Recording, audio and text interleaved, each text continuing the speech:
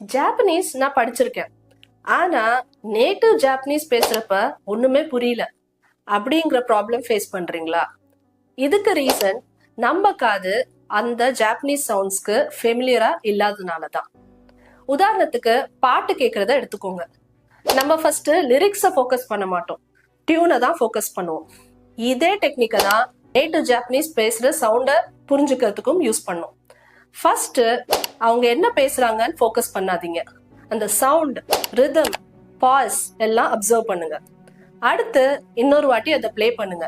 இப்ப என்ன பேசுறாங்கன்னு கவனிங்க. அதை திருப்பி நீங்க ரிப்பீட் பண்ண ட்ரை பண்ணுங்க.